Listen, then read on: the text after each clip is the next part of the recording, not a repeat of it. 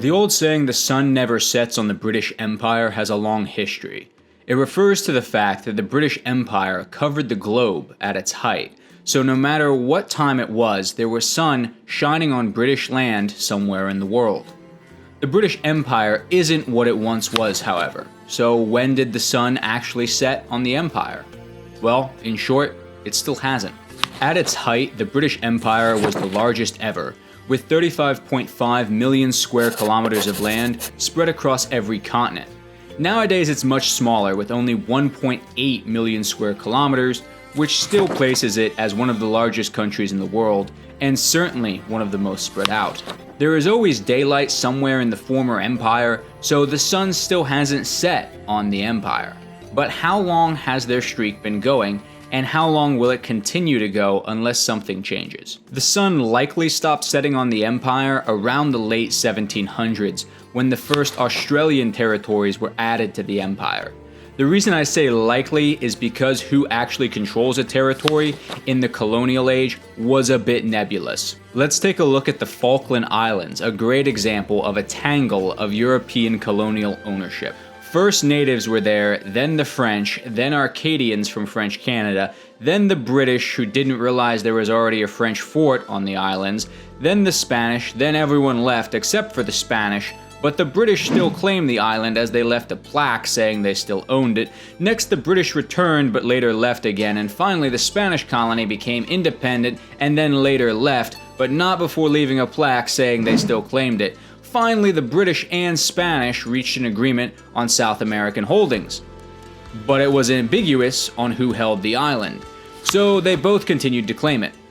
The island was then declared lawless before the British finally came back for like a third time, and oh man, this is really oversimplifying things and glossing over a good bit of history. But you can see from this example, defining who actually held something and when in the colonial age can be a bit of a pain. Do we count lands that were primarily populated with natives or nationals of other nations, but were claimed by Britain as being a British territory?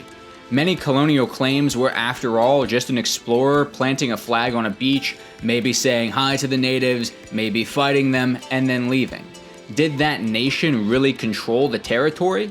And in the Falklands example, at one point 3 different nations would have said they owned it. So how do we count that? And there were a bunch of territories that made the sun never set. So the exact date the sun stopped setting is a bit nebulous, but likely occurred sometime in the 1700s. In modern times, the Pacific holdings of the British are looking a bit slim compared to what they were.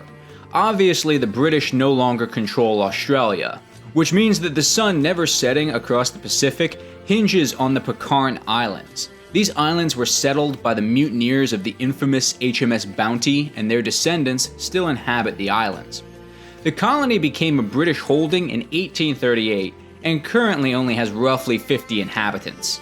However, it remains British land to this day, and as the only territory in sunlight from midnight to 1 a.m. GMT, it is the linchpin on the sun never setting on the empire. Now, the sun will set on the Pitcairn Islands in 2432, when the islands will experience a total solar eclipse. But fortunately, it won't be during that critical hour, so other British holdings will carry the torch of British daylight. If you should even count an eclipse is a bit of a question itself though. After all, it's not really a sunset, is it? As it stands, unless borders change, the sun will not set on the British Empire, at least not for hundreds of years, if you count eclipses, and indefinitely if you don't.